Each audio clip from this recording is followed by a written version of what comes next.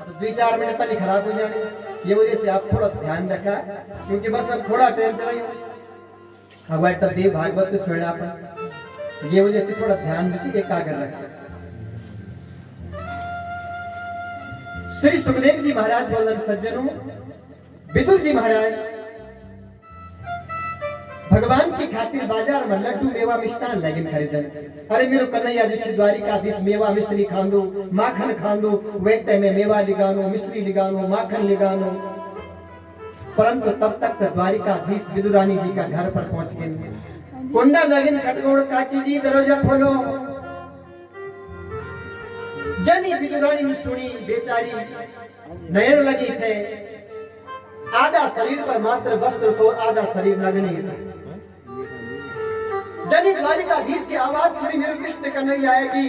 अरे जल्दी जल्दी मैं ऐसा का कपड़ा भी डालना भूलगी और जल्दी जल्दी मैं द्वार खोली ने भैर देखी तो भगवान द्वारिकाधीश पीता पर उड़ी से खड़ा हुआ गेट पर।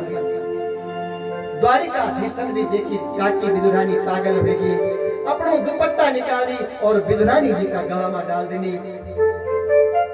ऊपर को जो शरीर नग्न था वो दुपट्टे से ढकी थी। विदुरानी भगवान का स्वरूप ते देखी के पागल हो गई। प्रभु द्वारिकाधीश बैठा, अरे मेरी आंगन में, मेरी कुटिया में, ये गरीब ये दरिद्र की कुटिया में आज द्वारिकाधीश आई, इन अहो भाग्य हमारा टकट है। दुर्योधन का राजमहल का मेवा मिष्टान छोड़ते हैं और ये कुटिया में अपन दर्शन दें। प्रभु आज मेरू भाग्य धन्य होगी और केला का फल उतारते हैं। सुखदेव जी बोलन राजन भगवान बैठा छे। जनी विदुरानी जो केला का फल लिखते हैं भगवान का सामने और भगवान का अगाड़ी एक पत्तल रख देंगे। प्रभु बहुत मीठा फल छन, यो फल ते आप पावा, परंतु नजर जो छे भगवान का मुख पर चली। भगवान की एक एक छवि को दर्शन कर लगी। कितना सुंदर भगवान का कुंडल छन, कितना सुंदर भगवान का ओठ छन। अधरम मधुरम, वदनम मधुरम, नयनम मधुरम।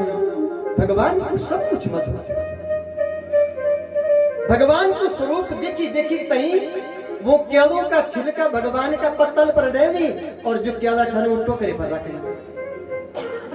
भगवान भी आराम से पत्तल से छिलका उठोना और छिलका खाना, विदुरानी का साथ बात करना। विदुरानी जी इतना सुंदर राजपाट में आप रंधा थया, वे दुष्ट दुर्योधनम जो छे आप ते निकाली ते ये जंगल में भेजली। आपस में भी बात करने और भगवान छिलका खाने लगे। विदुरानी जी बहुत मीठा छन आपका क्या। श्री सुखदेव जी बोलन राजन वही समय पर विदुर जी है। अरे देवी जल्दी करा, तुम अब तक चौका भी नहीं दीनी, भगवान आने वाला छन। विदुरानी बोली ज्यादा हल्ला नहीं करया, वो तो भीतर बैठे छन, केला छन खान लग्या। विदुर जी बोली मैं मेरा मिष्टान लिखते आयो, थाली पर लगे ते लिखते आओ। विदुरानी जी विदुर जी का लिया मिष्टान मिश्री अलग अलग थाली पर लगे ते लेने लगी। विदुर जी भीतर गए, सज्जनों देखी तो भगवान केला का छिलका खाना। बहुत दुख हुए विदुर जी ते। अरे तू भी पागल होगी, बड़े भाग्य से आज हमारा एक भगवान द्वारिकाधीश आई ने। अरे और देवी तुम भगवान ते केला का छिलका खिला। श्री सुखदेव जी बोलन राजन भगवान के भी वास्तव में पता नहीं था कि मैं छिलका चोखा हूं कि केला चोखा। भक्त जब भाव विभोर हो जाओ तो भगवान भी मेरी भक्ति पर भाव विभोर हो। भगवान बोली विदुर जी आप विदुरानी जी के डांटा ना, काकी जी के डांटा ना। मैं तो भी स्वयं पता नहीं था लगनो कि मैं केला छो खानो या केला का छिलका। मैं तो इतना पता था लगनो कि ये केला का छिलका भी बहुत स्वाद है। विदुर जी चरणों में गिर गिर प्रभु मैं बाजार से मेवा मिष्टान लेते आई हूँ, आप थोड़ा ये मिश्री को, माखन को, मेवा को भोग लगाओ। भगवान ने जरूर। विदुर जी आप प्रेम से लेते आई तो जरूर मैं भोग लगा लूं। भगवान जनी मेवा मिष्ठान खाई सज्जनों और और विदुर जी ते बन लेकिन विदुर जी यदि आप गुरु न माना तो मैं एक बात बोलूं।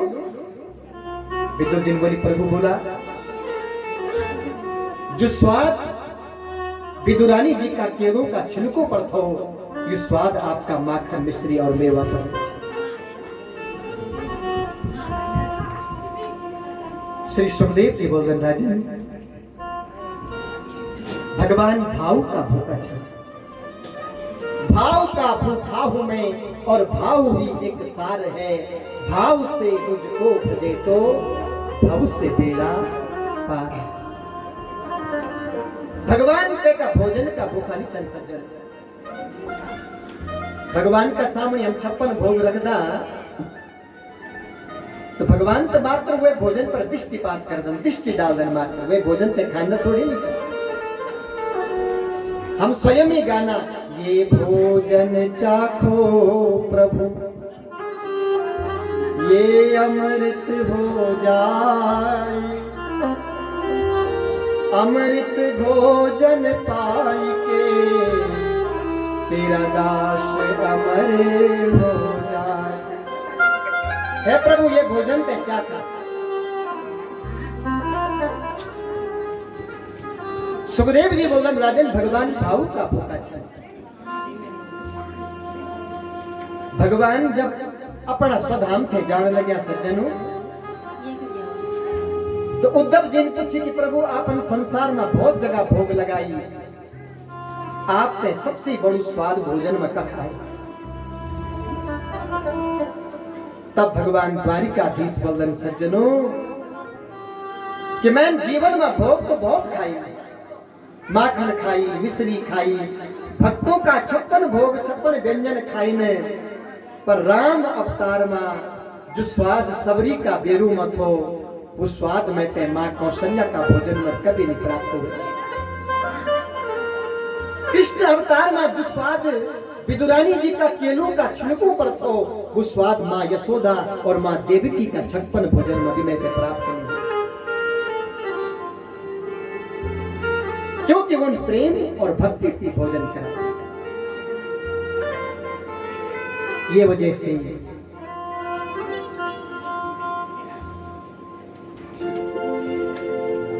सबसे ऊंची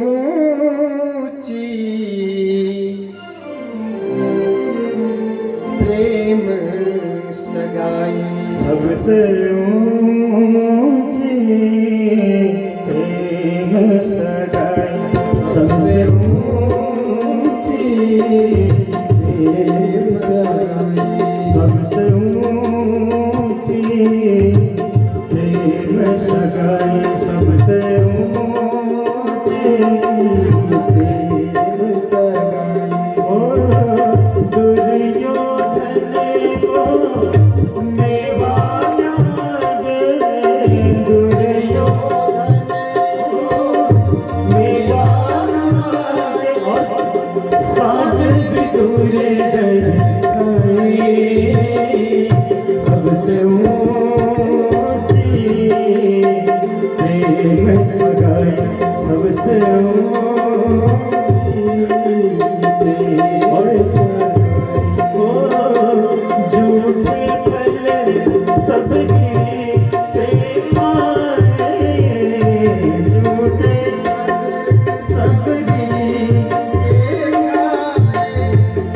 प्रेम दिवस रघुराई,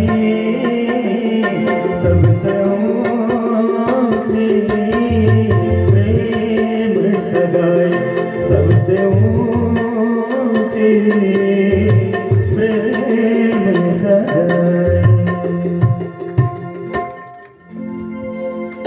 सबसे बड़ो बनो सज्जनों प्रेम।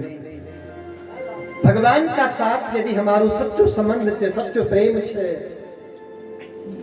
वो तो हमारा कुछ भी बनने के तैयार छे।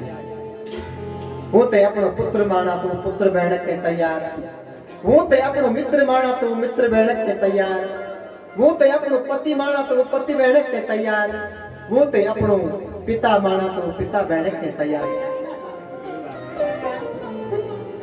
विदुर को जीवन धन्य हुए सज्जनों। राजा परीक्षित वर्णन प्रभु ये सृष्टि को विस्तार करने हुए मैंने सुनी कि इस धरती पर पहले मात्र जल ही जल था और जल का सिवाय कुछ भी नहीं। तो सुखदेव जी बोलते राजन आपन बहुत अच्छे सुने। जब ये सृष्टि में पृथ्वी में मात्र जल ही जल थो तो मात्र भगवान नारायण शेष नाग की सैया पर विराजमान थया।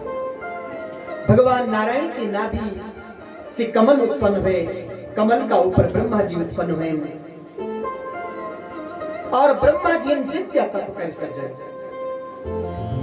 देखा यह धरती जो तप का बल पर चलता।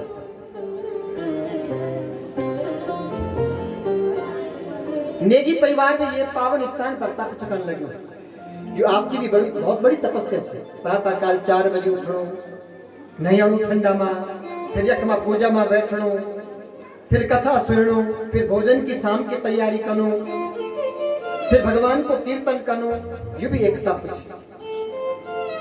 जब इना सत्कर्म हम करदा तब यह धरती चढ़ने लगी है। तप बल ब्रह्मा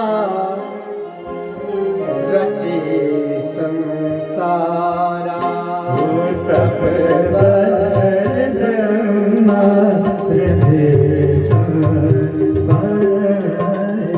तप बल ब्रह्मा रचे संसारा।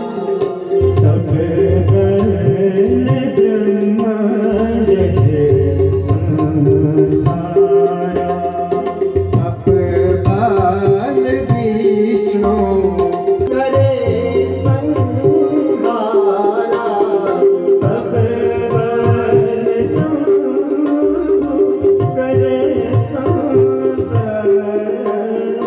तप बल माही शेष मही भाया। तप बल शेष मही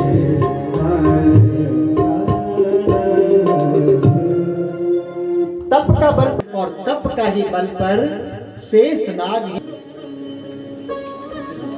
सृष्टि को सज्जनों बहुत विस्तार वर्णन है। ब्रह्मा जी का शरीर अनेक प्रकार के सृष्टि हुए।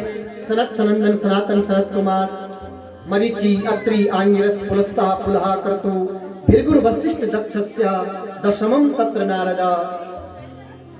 तब ब्रह्मा जी ने अपना शरीर से